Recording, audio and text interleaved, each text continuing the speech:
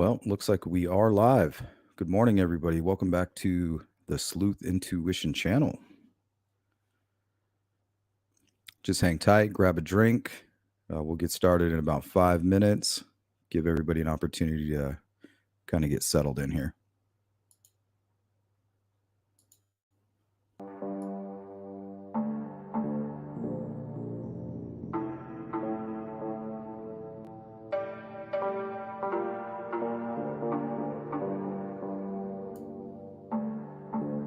Good morning, Heaven. Good to see you, Dawn. Hope your dad's feeling better. Face Girl, good to see you. Tan B. Good morning, Beth. Miss Thang. Good to see you, Phil.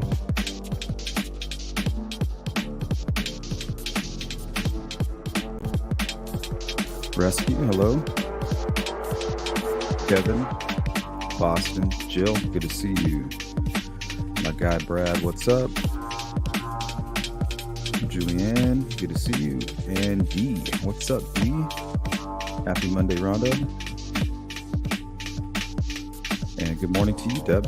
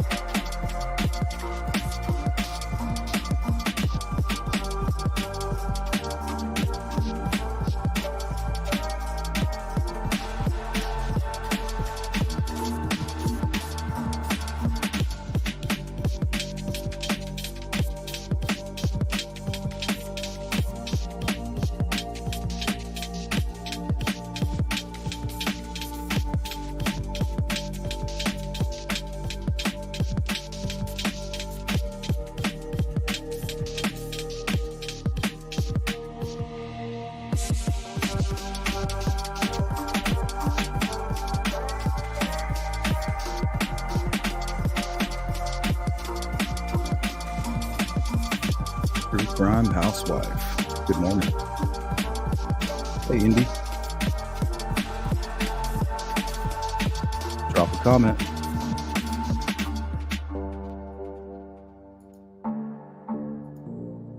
What's up, David? Good to see you.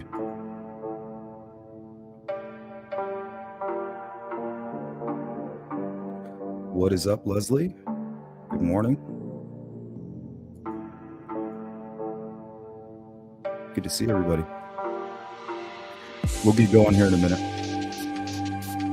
A minute or two.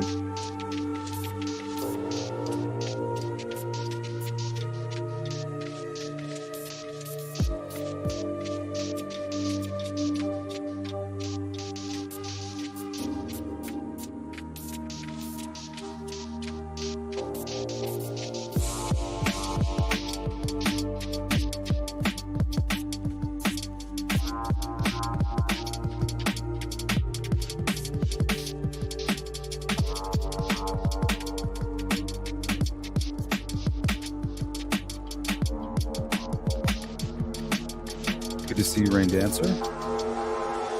GP, good morning. Miss Persevere, good to see you. Hey, Sparky. Susie, what's up? Geraldine.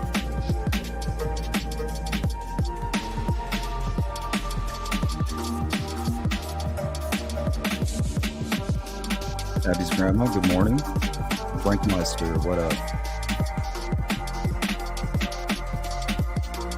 Hey, Jody, good morning to you.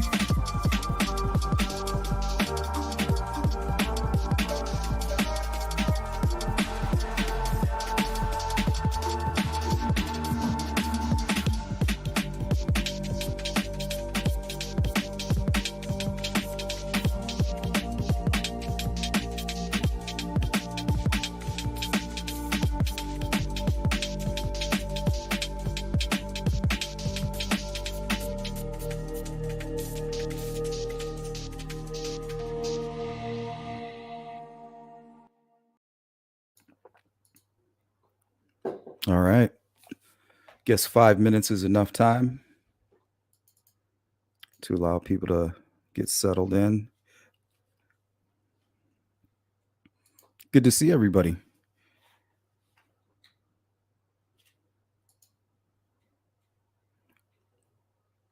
So I heard there was a lot of damage out there in Indiana with these storms. I didn't hear.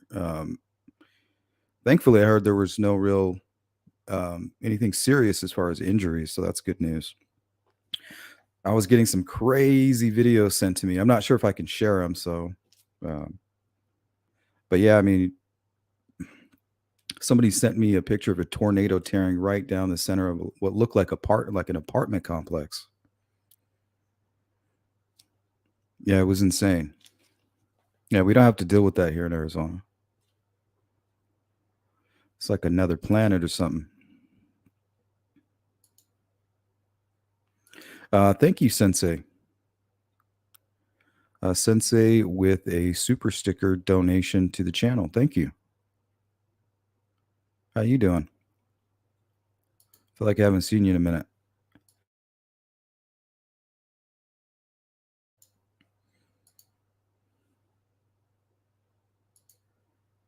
Frank said 3 minutes from me. Oh man.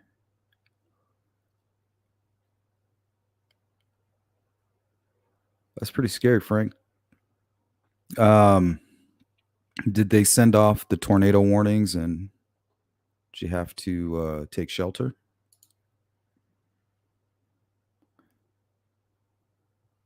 Oh, there was a death reported? That's awful.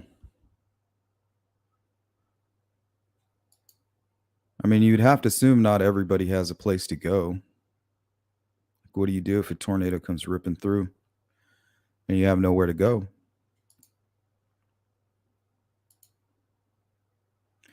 Glitterbean, good to see you. Hybrid Pisces, something to talk about. Good to see you. I live in Tornado Alley. Let's give them something to talk about. Now I'm going to have that song in my head. Damn it.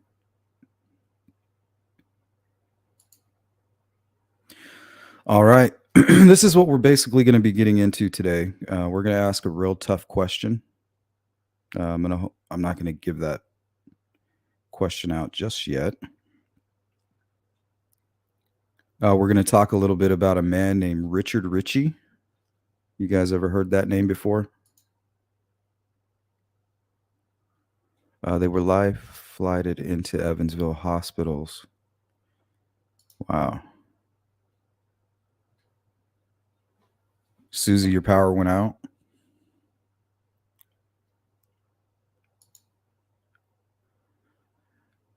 Hey, Ronnie, what's up? Good to see you.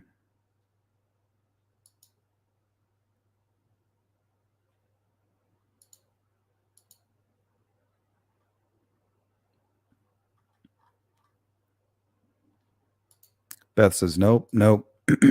Are you guys familiar with the Elizabeth Smart case?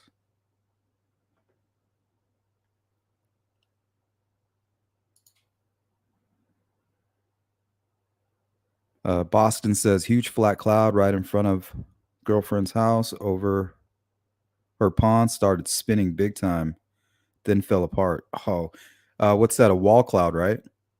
Sky turns green. Um, giant hail balls. A lot of hail coming down. You can feel, I guess, warm and cold temperatures kind of mixing. Yeah, and it's time to get out of there.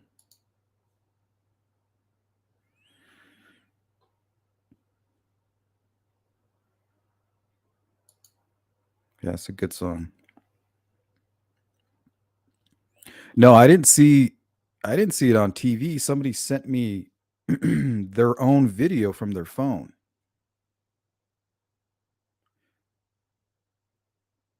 And I think they captioned it like, "Look what almost killed me today," or something, and it was a tornado coming straight at them.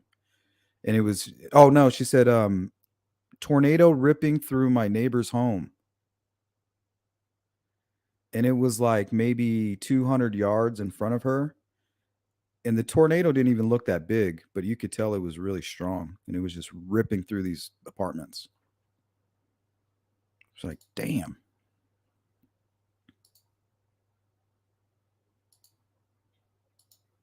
Indy says, yes, smart. Elizabeth Smart.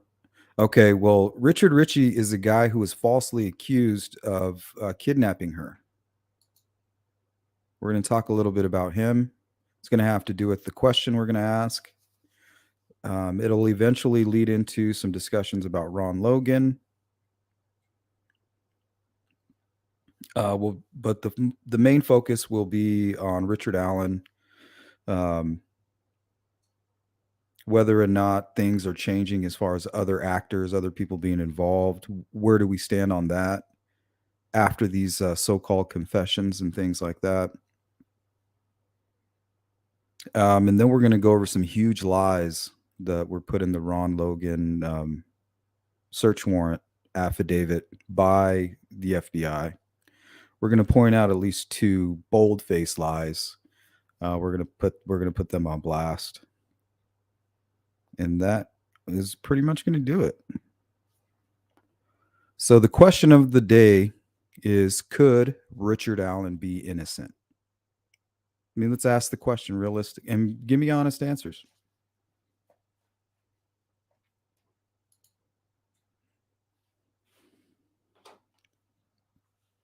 And the reason we're asking that question, and we're going to follow it up with the discussion about Richard Ritchie, is because Richard Ritchie is a person who died in jail under suspicion of kidnapping Elizabeth Smart. Later to be proven, they found out what actually happened, and he had nothing to do with it. But the sequence of events that followed after her kidnapping that involved Richard are very similar to what happened to Ron Logan. He had kind of like a shady past. He was on probation. They were interested in him, so they used that to get their hands on him, and get him behind bars. Very similar. So I think we're going to start with that question. Is it possible that Richard Allen is innocent? Is it possible that he's just some crazy man and he's like, well, I've been in prison for a year. I'm an innocent man. Now I'm out of my mind. Now I'm just confessing to it. I just want you to stop doing whatever it is that you're doing to me. So yes to everything, Is that something that's possibly happening with him? Are we dealing with just an unfortunate set of circumstance that somehow led to him being at the trail, him being on that video, and his unspent bullet being at the crime scene? I mean, crazier things have happened, but I want to know how you feel about it.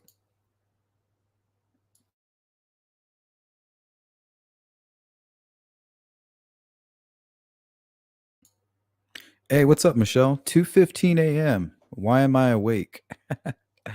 I'm glad you are. Glad you made it. Because we are worldwide. Worldwide, wide.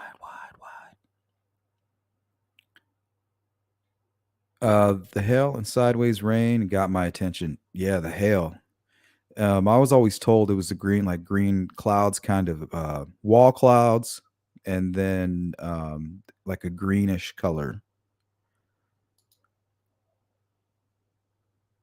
Yeah, see, Kevin says when you see the sky turn that yellow green, it's never a good sign. Yeah, that's what I was always told. So I have most of my family's from the Midwest.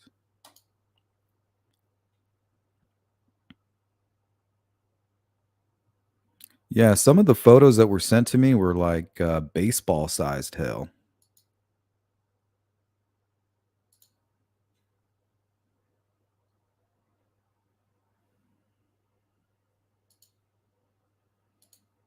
Hey, what's up, Ruckus? Good to see you, buddy.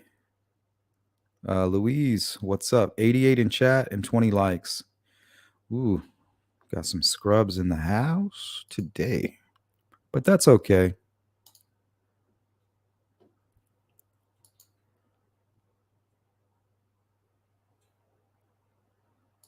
Yeah, I don't think I saw Frank's video. unless they were just sharing that.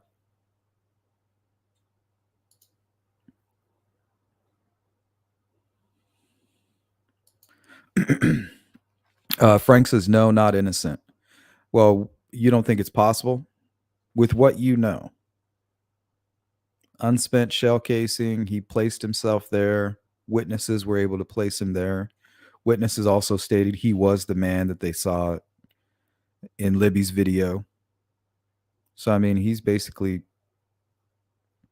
I think even without that bullet, he could be screwed. Let's throw that bullet out of there. Let's say they are able to get the ballistics thrown out. I think he's still screwed.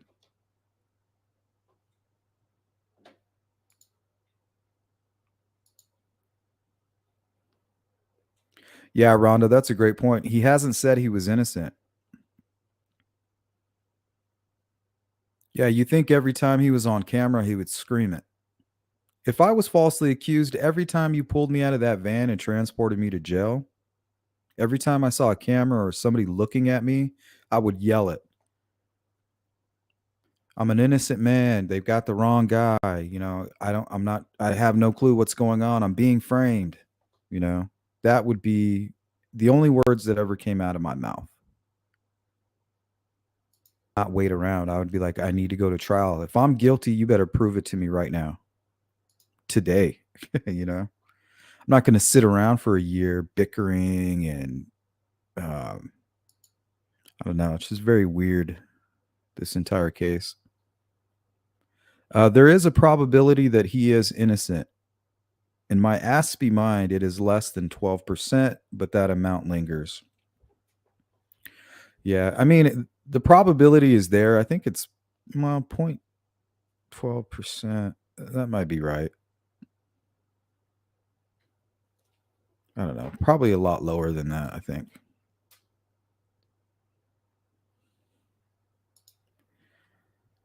Hybrid says yes. Susie says no, not innocent. Indy says, well, yes, he could be. Miss Thang says, don't be a scrub, guys. And I support this message completely. You don't want to be a scrub. Did we learn nothing from TLC? And don't go chasing waterfalls either. For no other reason than from the little we know, I still see Alan as a lone wolf. But who knows for certain? Well, CJ, did you ever think that there may have been others involved? Like, was there ever a time you were like, yep, I knew it?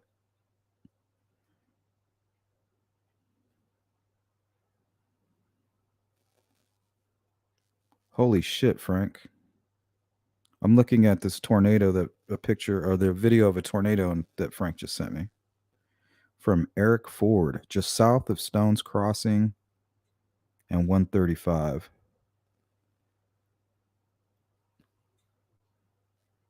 Oh, hell no. Just imagine your house being there and then the very next moment it's gone. Like, at that point, you just got to be like, okay, Lord, this is obviously a test, you just got to kind of laugh at it. I don't, what else would you do? Like, well, there goes my home. At least I have my legs. I mean, what do you do in that situation? Does the insurance company come and build you a new home? Like, hey, State Farm, tornado just took my house.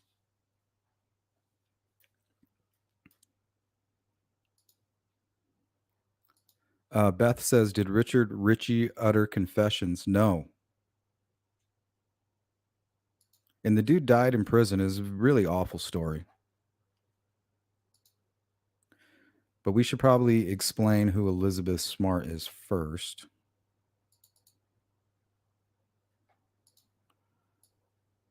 So let me pull this little article over here. Then I'll put some images up on the screen.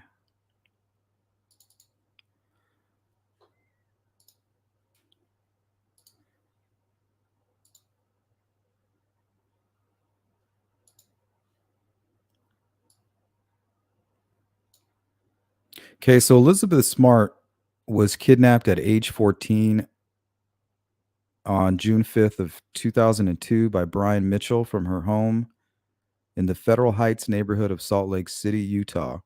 She was held captive by Mitchell and his wife Wanda Barzee. So this is their little cult here. I think that's actually Elizabeth there in her garb, but that's them there. Mitchell and Barzee. She was held captive by Mitchell and his wife Wanda Barzee on the outskirts of Salt Lake City and later in San Diego County, California. Her captivity lasted approximately 9 months before she was discovered in Sandy, Utah, approximately 18 miles from her home.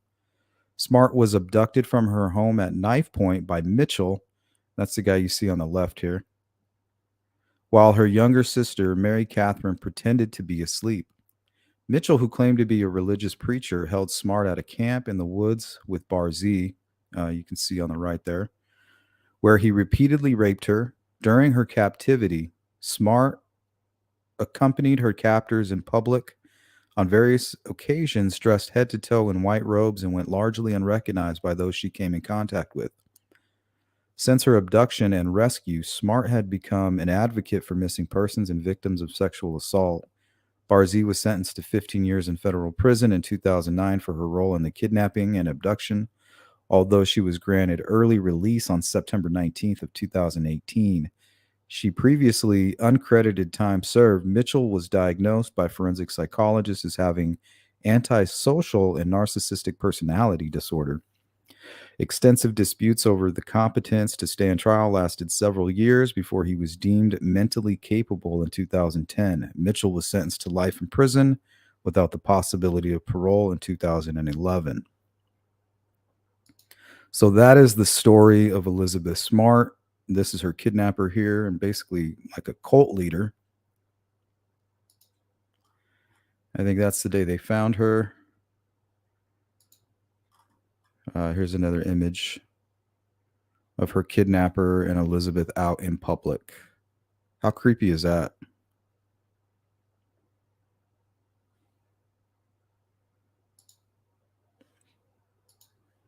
Okay, so now that we know a little bit about the case there with that brief overview, now let's talk about Richard Ritchie. He is the man that was accused of kidnapping her. I'm actually going to read an article here by Michael Rigby, and it's from prisonlegalnews.com.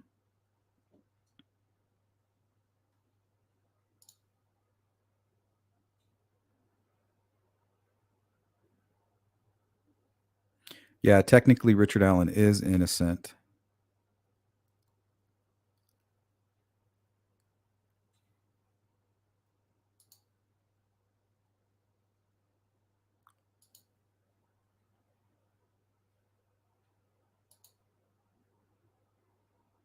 Susie says, I don't think he's the killer, but he's not innocent. Now, he could be one of those killers that just convinces everybody, like, hey, it's not me. You know, I'm just this innocent little guy over here. Don't pay any attention to me. But behind the scenes, he's doing like this. He's just an evil person. CJK says, I don't see him confessing if he didn't do it, because if innocent, he'd be battling to get out, shouting his innocence. Just my opinion. But what if he's out of his mind?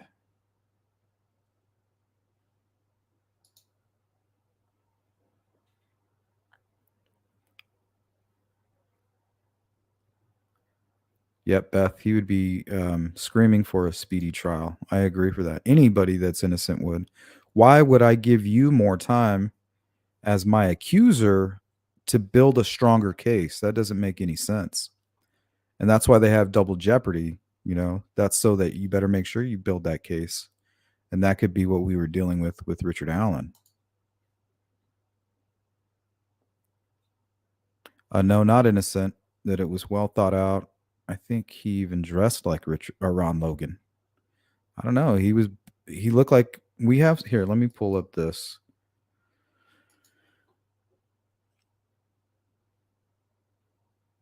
Uh, well, I'm not going to go and grab all that because you've all seen it. If you can go to some of my older videos, in early 2016, there's a video from Kathy Allen's Facebook of Richard Allen wearing what appears to be the exact same coat that the man on the bridge is wearing. Well, it's not a coat, it's more of a jacket. One of the witnesses described it as like a windbreaker type.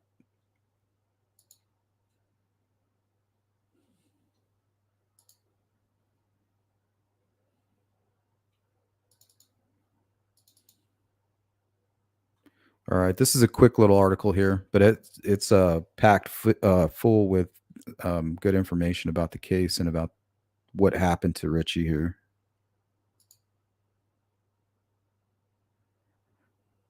And it really reminded me more of Ron Logan after I was done reading it than it did of potentially what could be going on with Richard Allen. And it kind of led me in a different direction. Let's go ahead. This is by Michael Rigby. On September 29th, 2004, the widow of one-time suspect in the Elizabeth Smart kidnapping settled her wrongful death lawsuit against Utah Department of Corrections (DOC) for $150,000. When 14-year-old Elizabeth Smart was kidnapped from her Salt Lake City home on June 5th, 2002, police were desperate to name a suspect. With no leads, the investigation quickly focused on Richard Ritchie, a paroled handyman who had performed odd jobs at the Smarts' home. 9 days after the kidnapping, Ritchie, 48, was arrested for allegedly drinking a beer, a violation of his parole. Ritchie was quickly returned to the Utah State Prison. 2 months later, on August 30th, 2002, he collapsed and died from a cerebral hemorrhage. He remained a suspect until Elizabeth Smart was found on March 12, 2003, walking in Sandy, Utah, with homeless street preacher Brian David Mitchell and his wife Wanda Barzee. Mitchell and Barzee have both been charged in the abduction, though Barzee was declared mentally incompetent. Ritchie's widow, Angela Ritchie, brought separate federal lawsuits against the DOC, the Salt Lake City Police Department, and police officers in her wrongful death suit against the DOC. Miss Ritchie alleged that a prison employee disregarded her husband's history of hypertension and that other workers altered his medical records to cover their mistakes. The way he was treated at the prison was regrettable, said D. Bruce Oliver, who represented Angela Ritchie. He was placed in solitary confinement. He had no hot meals. He was shackled every time he stepped out of the cell and was hooded. Her husband was subjected to the harsh conditions, the lawsuit contended, because police had asked prison officials to make him uncomfortable in order to gain information. Rather than go to trial, the DOC agreed to pay Miss Ritchie $150,000 but denied any wrongdoing. As for Angela Ritchie's lawsuit against the Salt Lake City Police Department, Police Chief Rick Deans and at least 6 investigators, U.S. District Judge Ted Stewart dismissed the case on July 6, 2005. Miss Ritchie had alleged wrongful death, cruel and unusual punishment, false arrest, and slander. In his ruling, Judge Stewart chided Oliver as unprofessional for failing to provide witness statements or documents to help prove the case. Oliver, who was not sanctioned, said he will appeal Stewart's ruling to the 10th U.S. Circuit Court of Appeals. Still pending is Miss Ritchie's suit against Corey Mack Lyman, a lead investigator in the Smart kidnapping. That suit contends Lyman fingered Ritchie as a suspect to avoid public pressure and allegations of incompetence, even though no evidence linked Ritchie to the crime. Lehman is now chief police of Ketchum, Idaho. Another suspect in the kidnapping also sued the Salt Lake City Police Department. In his lawsuit, Pete Romero, an ex-convict, alleged false arrest, libel, and slander, unlawful use of police authority, baseless prosecution, and a cover-up. Romero had been required to wear an ankle monitor for 5 months during the investigation. He also contended that police investigators subjected him to Gestapo-style interviews and interrogations. The suit was dismissed in 2005. So, I mean, doesn't that sound familiar? And Ron Logan, I mean, he died just a couple years after his situation. So, I mean, they basically tried to torture this man to get him to confess. And he looks guilty. If you put everything down on paper, he looks guilty. You know, let's see, a paroled handyman who had performed odd jobs at the Smarts home. Like, what if he was in that area recently? Man, that would just look guilty, right? If we didn't know any better, we'd be like, yep, that's the guy. And we would be talking about him the way we're talking about Richard Allen. But I want to know if there's a difference here. I think there is. And I think especially because he didn't say that he was innocent. This Richie guy was saying he was innocent from the very beginning. And so was Ron Logan.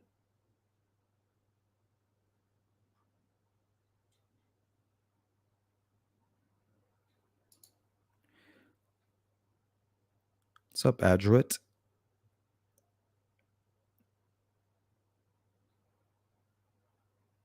Just can't shake the fact that he was just out for a random walk, going over that bridge, looking at stocks.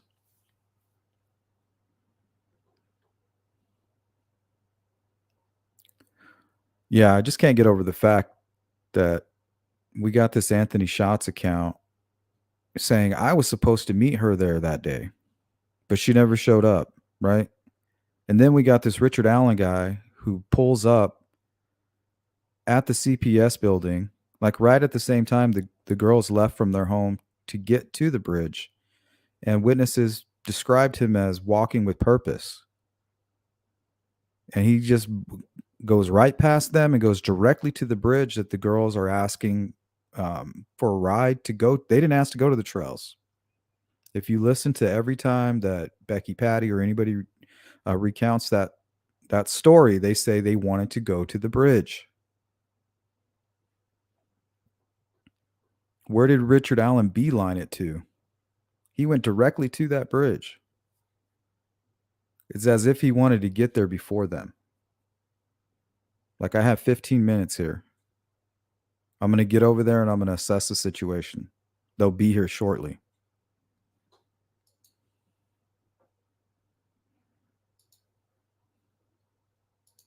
I just can't get over the fact that the way he was acting, it was as if he was there to meet somebody. And then you have this Anthony Shots profile telling Kelsey, hey, I was supposed to meet her out there that day, but she didn't show up. And that also makes it sound as if they actually went there. You know, they could have easily said, oh, I was supposed to meet them there, but I couldn't make it. But that's not the way they worded it. GP says, why was he on a mission to be there? Exactly.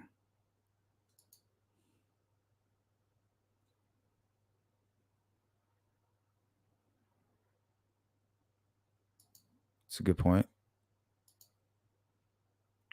Me and myself, I think that there was someone, at each end of the bridge, essentially trapping them. Yeah, that could be true. There could have already been somebody down there.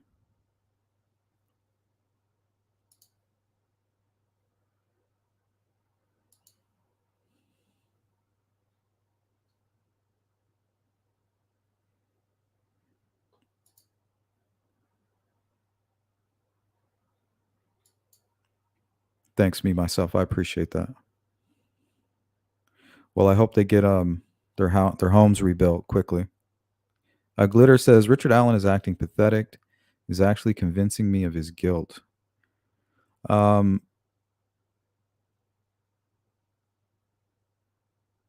mean, why is he? Well, I guess he did say he's not guilty. He pled not guilty.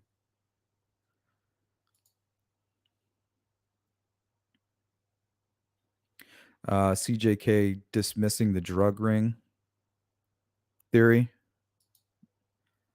Yeah, I never bought into that. And there's people coming and going on that bridge all the time. So why would you build a drug lab anywhere near there? You build a drug lab right underneath the bridge, and then anytime anybody looks at it from above through the ties, you got to go get them or what? That doesn't make any sense.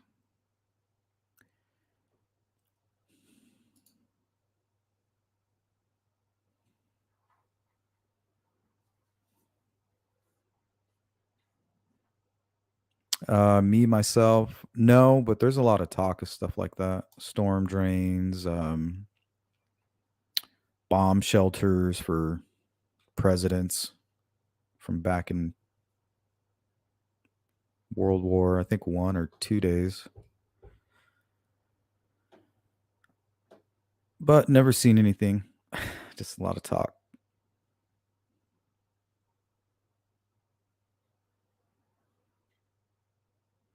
So I think the story of Richie is also, I think it's proof that law enforcement can be convinced themselves that an innocent person committed the crime. You know, they fell for their own. They drank the Jim Jones Kool Aid after they made it themselves.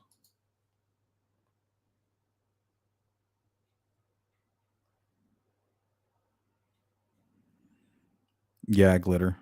And then in some states, you can't even protect your home once that creep is in there stalking your family as they sleep. You can't even defend yourself.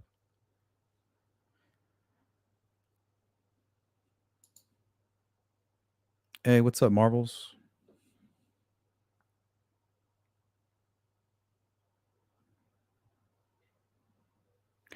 Okay, so Richard Allen is apparently confessed.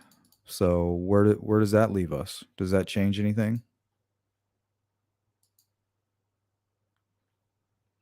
Um, Richard Allen has made admissions of guilt to more than one person about his involvement in the deaths of Liberty German and Abigail Williams, according to Carroll County prosecutor Nicholas McClelland.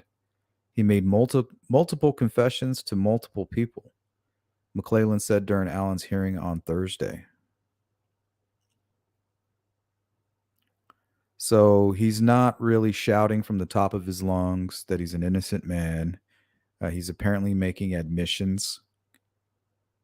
I think the deeper question is, does this pull you further away from others being involved? Or does this mean we should hear those names anytime now? Or do you feel like we're getting further away and we're closer now to the whole lone wolf theory, him just being out there, seeing the girls, there's really no connection, just a crime of opportunity, and he may have been prepared to kill. You know, he's going through a tough time. He's there to do something bad, maybe even do something bad to himself. You know, he's there to do something strange. Maybe he was out of his mind. You know, maybe that's why they can't explain the staging and the signatures. Maybe it only made sense to him at that very moment. And it was some real crazy stuff. Leslie, welcome to members. Glad to have you.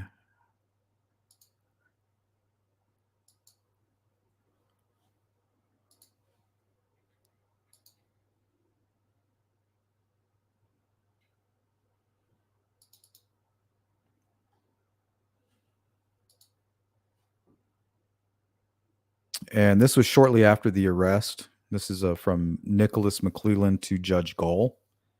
The Carroll County Prosecutor's Office appreciates the judge hearing our arguments yesterday morning and looks forward to her ruling. As I stated in court yesterday, we strongly believe the evidence shows Richard Allen was involved in the murder of Libby and Abby because the investigation is ongoing. And given the intense public interest in the case, we think it would be best if the documents remain sealed. Regardless of the ruling, we believe we have a very solid case against Allen and look forward to making our argument in trial. And we know exactly what the prosecutor McClelland said in that courtroom because Frank Meister was there. And he told us that McClelland said, hey, we believe that other people are involved. And they are getting ready to release these documents. So does that mean that they no longer think that others are involved? And that's why they're like, hey, we don't care about releasing these documents. Did Richard Allen provide some information in those confessions? Like, hey, I don't know what I was doing that day. I was out of my mind. I was really mad. I went there, Like, did he provide details that would now make them think, hey, maybe there wasn't others involved?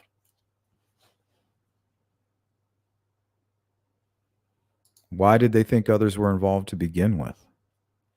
What are some of the things that would make them believe that? Me personally, I believe it's the DNA. They can tie Richard Allen by witnesses, by video, him on the bridge, and apparently by his unspent bullet. Now, we know they have DNA and we know they have fingerprints. If those matched Allen, in my opinion, they would be screaming that from the rooftops instead of discussing the bullet. It would be, well, we have DNA matches Allen. We have a fingerprint matches Allen. Just like they did with the Koberger case. Like, yeah, we had a fingerprint, partial fingerprint, and we had touch DNA, and it led us to an ancestral match, which led us to somebody that we were already kind of looking at anyway. And that's why you had Brian Koberger running around in rubber gloves in Pennsylvania. So I wonder if Richard Allen was doing something like this. Does anybody in that area in Carroll County remember anybody else that knows Richard Allen who might have been acting like that, who might have been acting like Brian Koberger was, wearing rubber gloves, being paranoid, acting suspicious? Did anybody ever consider that? Let's see what else we got. And then there's also nothing new, apparently, from Allen County Court. This was right before we went live. Nothing's been posted. Last post was the previous post on June 22nd. So nothing new there on that front. Let's see. I had this little video here. I'm not sure where I wanted to fit it in, so we'll just go ahead and watch it. 2-minute news report. Saying he does have a solid case. Carroll County prosecutor is firing back today publicly, saying he does have a solid case against Richard Allen. In a statement today, prosecutor Nicholas McClellan wrote, "We strongly believe the evidence shows Richard Allen was involved in the murder of Libby and Abby." All this after Allen's attorneys said they were not impressed with what they've seen so far of the case, even after the prosecutor said he believes there could be others involved in the murders. Thanks so much for joining us tonight at 6. I'm Dan Spieler. And I'm Nick McGill. Fox 59's Max Lewis tells us a former FBI investigator on the case says investigators always considered that option as well. Former FBI Special Agent in Charge Paul Keenan oversaw the Bureau's role in the Delphi case for nearly 2 years. He says investigators always thought that the crime could have been committed by more than one person. When prosecutor Nicholas McClellan said in court on Tuesday that he believes Allen did not act alone, a former FBI agent who worked on the investigation told me he wasn't surprised. So during the investigation when I was there, we were still open to any, whether it be one person or multiple people. If that's the case, Paul Keenan says he does believe the probable cause affidavit should remain sealed. If they unseal it, that suspect will no doubt read it. That person can destroy evidence. They can leave the state. They can try and... Yeah, so this guy worked on the case for 2 years, and it makes sense because if Richard Allen is involved in this case, if they would have made it public that they were trying to compare an unspent bullet to a firearm to get that firearm's fingerprint, basically, he would have destroyed that gun. He never would have held on to it. So I think that's the same point they're trying to make here. Disappear. But Allen was arrested and charged in connection with the killings of Abby and Libby nearly a month ago. So I asked Keenan why they have yet to arrest anyone else involved. One reason I can imagine is the person is already a fugitive and they're looking for this person. And I thought that was also interesting. He said this person could already be on the run. So why mention him? Why talk about it? They don't even need to bring up any of that information for a probable cause aimed at Richard Allen. They just need to show a judge probable cause for him specifically. They don't need to give away any of their strategic information. and they may not want to release that person's name because maybe they have a good lead, but they're trying to find him or her. But the news of a second suspect came as a surprise to Richard Allen's defense team yesterday. If you read the probable cause affidavit, it does not mention anything about any other person. That was news to us. They slammed the case the prosecutors brought forward, saying police got the wrong guy. Still, Keenan was quick to point out that they may not have the whole picture yet. Not all the evidence in the case is put into that affidavit. This is a probable cause affidavit, so only enough to get the judge to sign off. Keenan Yeah, so there you go. They could have witnesses. They could have all kinds of stuff that we're not going to know about, even if they do release these documents. And I don't think there's going to be a whole lot. I think we're going to get an itemized list of what they took from Allen, maybe some information about his vehicle, possibly, and maybe more details about the conservation officer. And that might have been what they were trying to protect more than anything, was that information. believes it's likely defense lawyers are just doing their job. I don't think the state police would have brought this case without solid evidence, and the judge wouldn't have signed off on the probable cause affidavit without solid evidence. In a statement today, the prosecutor doubled down on his position that those documents should remain sealed. He says he has a very solid case that shows Richard Allen was involved in the Delphi murders and looks forward to presenting it at trial.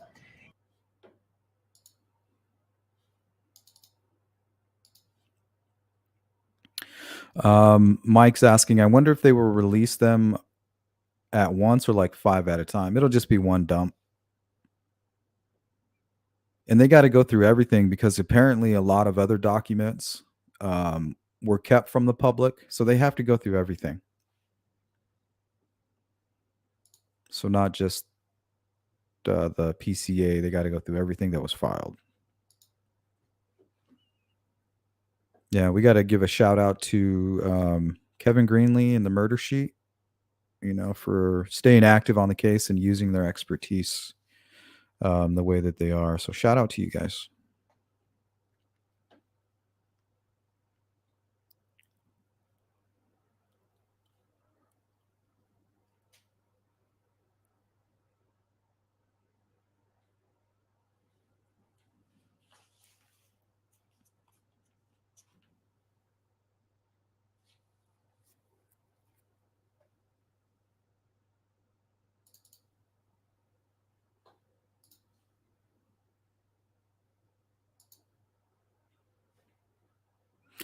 This is, I think, an image taken outside of the courtroom. That's Richard Allen's wife and mother. That was posted on Twitter.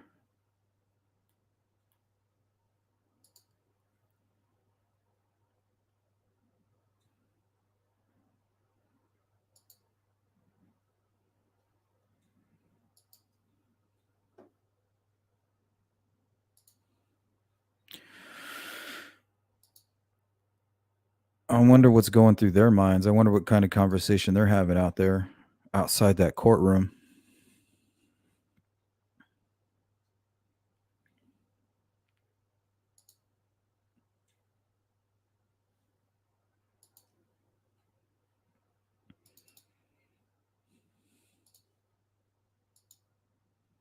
We've seen those videos of Richard Allen dancing around and playing pool. Well, here I just wanted to prove that this was actually around December, just a few months prior to the crime. This is what Richard Allen looks like, and he's very skinny. He basically looks the same as he does now.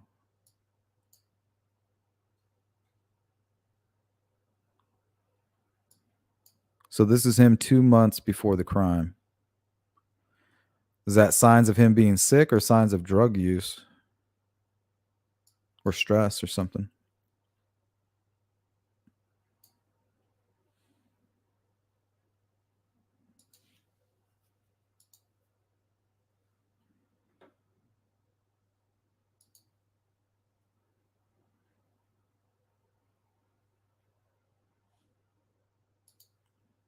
Here's another one.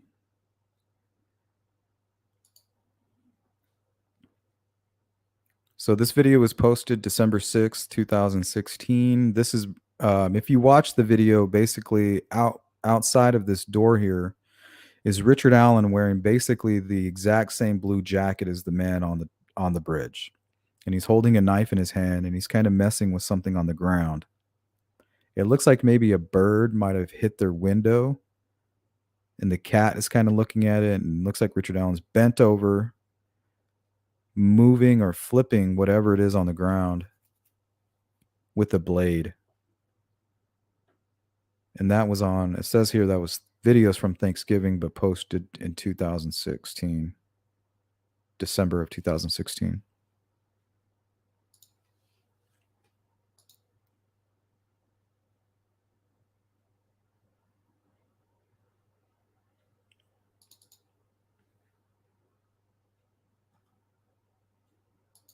All right, so we're going to catch up on chat, and then we're just going to briefly cover some of this Ron Logan stuff, these lies that we're catching placed into his affidavit by the FBI. And we got to ask why they were doing that. Was it ignorance? And if it was ignorance, why are they putting false information? Shouldn't there be punishment for that? We look at the Richard Ritchie case, and I guess a big part of the lawsuit had to do with certain police officers kind of putting misinformation within the probable cause affidavit. And that's kind of like what they were trying to do here against Ron Logan.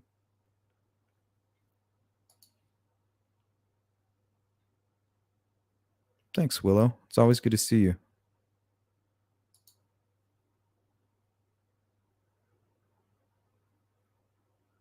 Michelle says, wow, they're just hanging out in front, eh? In front of everybody. That's courageous, at least. Well, I mean, you can't run. They got to face it head on. Can't hide from it. Either you're going to be there, 100%, or don't be there at all. And if they weren't withholding information and they have no involvement, I really feel for them. I mean, they're just victims also. Imagine your husband of over 20 years being convicted or being charged with murder. I mean, what a betrayal. What a betrayal to your family doing something like that. Very selfish.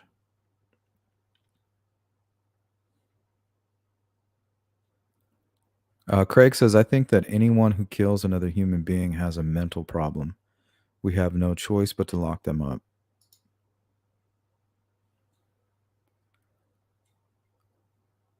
Beach says, yeah, he's very skinny compared to the mugshot. Yeah, he's very skinny just a couple months prior to the murders of Abby and Libby.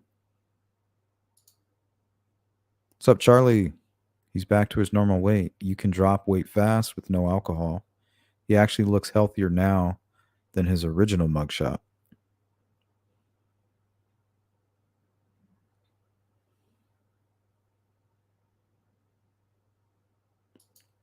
Later, Beth. Have a great Monday. GP says, we also got to remember this is a small community, a small county, and there's no way that Carroll County wants people to know that they have a drug epidemic, just like everywhere else. I don't know. Carroll County, like there's parts here in Arizona where you just know when you get there. Well, we call it Methville. You just know. You see weird people riding by on bikes, panhandlers, people just kind of acting weird, and in some corner. I mean, you just know when you're in Methville. Every town's got its little area. Every town has its problem. One thing I've noticed is the small towns have the bigger problems because I think it's easier for these organizations. And a lot of times it's organized crime, whether it's the cartel or the local gangs. They'll move in. They'll even go to a neighboring state and just move in, set up shop, threaten the local drug dealers, telling them, hey, you got to kick up to the top. And they basically take over the whole drug market, turn everybody into crackheads, and make a whole bunch of money. They'll kill a lot of people, any of the tough drug dealers that are in that area trying to stand their ground. So you're going to see an increase in murders. You're going to see an increase in drug abuse and crime. It's just awful how that operates. But it usually will happen in a small town. But it happens everywhere. No community is safe from that activity. It takes an operation from law enforcement to shut it down.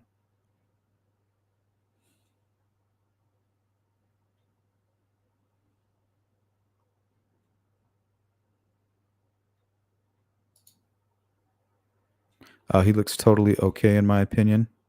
All right, we are running out of time, so let's go ahead and we're going to jump into this. Let me go and grab my notes real quick. Okay, so Ron Logan's probable cause for arrest.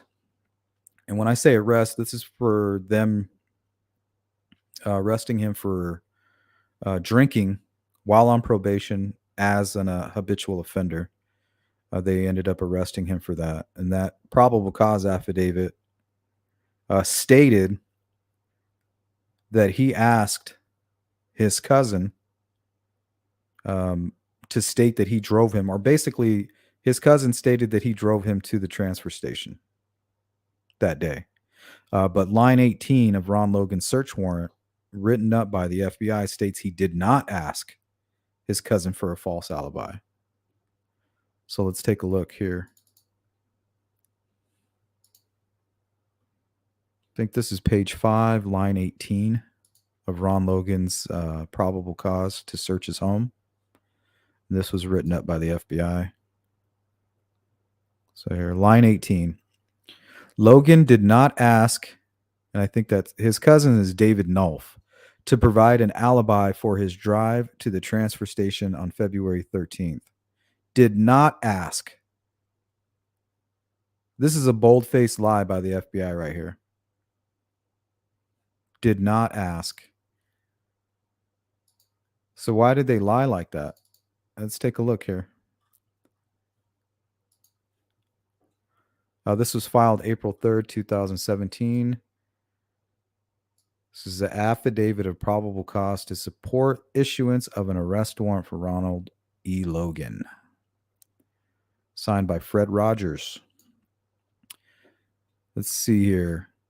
I am a sergeant with the Pulaski County Sheriff's Department. During the course of another investigation, Indiana State Police Detective Tim Kendall spoke with Ronald Logan concerning his whereabouts on February 13th, 2017. Logan advised that David Nolf had come to his residence and drove him to the Carroll County Trash Transfer Station. So this is Ronald Logan attempting to create an alibi or put somebody in the driver's seat prior to the crime ever happening. Now, they lied about this in his probable cause affidavit, and they made it seem like he didn't do that because if he did, it would make him seem not guilty. But instead, they wanted him to appear guilty, saying, why didn't he ask for an alibi here to the drive to the transfer station in the morning, but only for an alibi during the time the girls were said to be missing? The FBI just completely lied about it. And this is why you can't trust everything that comes from law enforcement. They're not always on the same page, and you don't know their intentions. They could have really believed deep down that Ronald Logan committed this crime, and they had to lie. It was worth the risk. That's the part of the human equation that I don't like, that part of the equation.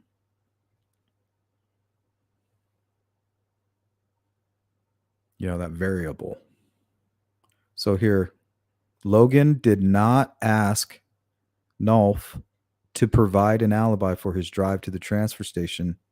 Logan only asked his cousin to provide an alibi for a trip that would have occurred at the time of the apparent abduction, which is complete bullshit.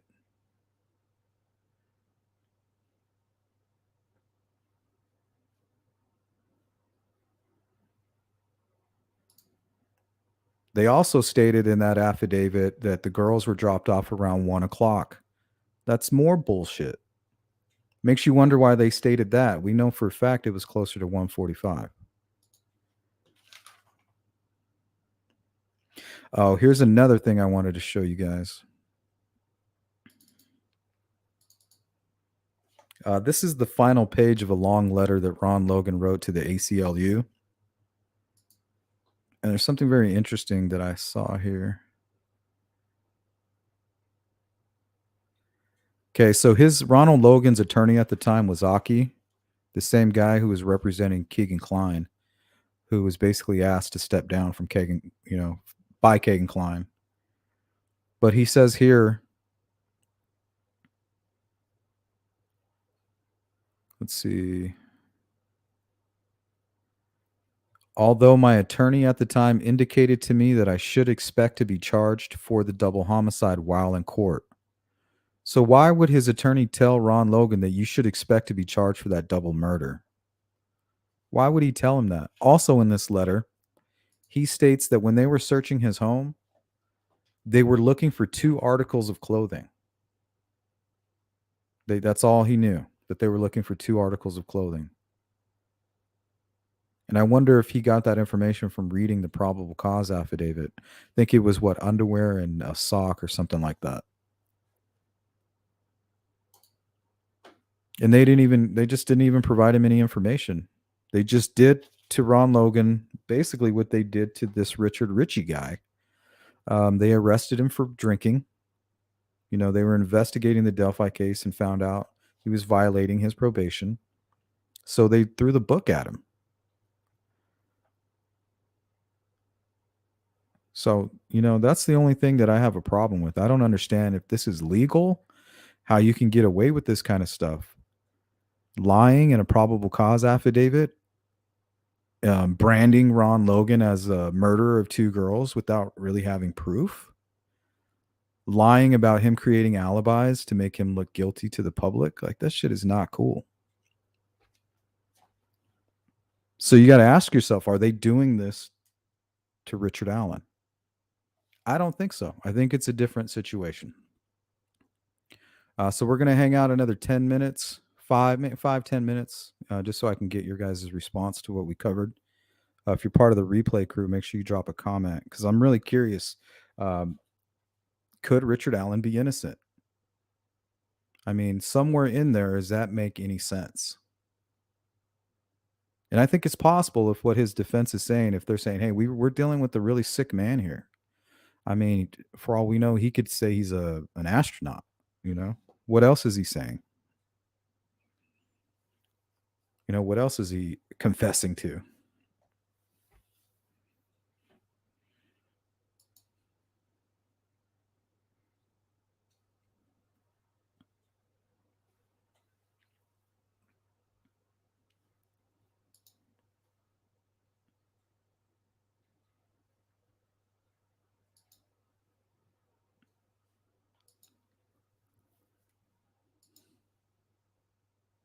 Thank you, GP.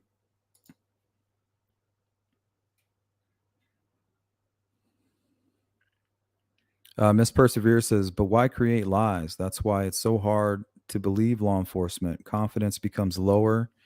And, well, that's why I wanted to talk about the Richard Ritchie case, because the investigators were under a lot of pressure. It became a high profile case and you're under the microscope. You need results. Your job and your career are now on the line. Most of these investigators are career men. They're in it for the long haul, maybe even political aspirations. Who knows? But they can't have any blemishes. And I think that pressure might cause them to go after innocent people. They might have allowed themselves to believe that, yeah, this is our guy because of that pressure. You know what I mean?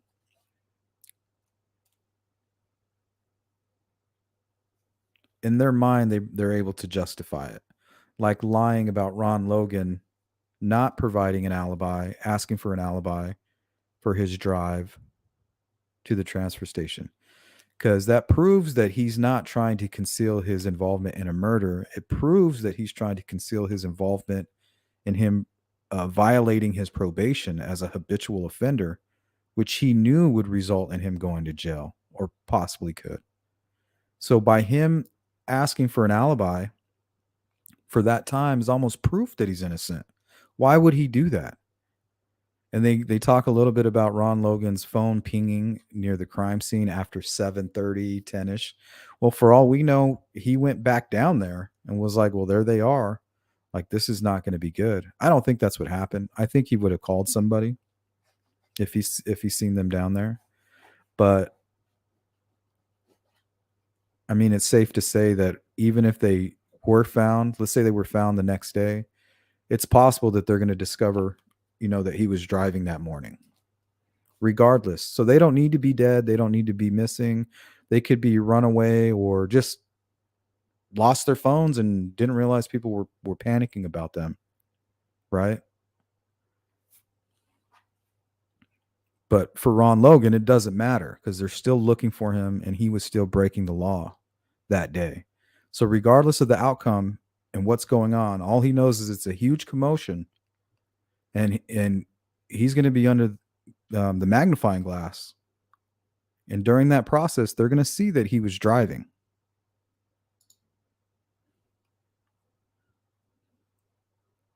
Boston Christian, thank you so much for the super chat. Got a super sticker from Sensei. Leslie's back to members. Welcome. And a super chat from Boston. Thank you guys. You rock. Let's start closing it out here.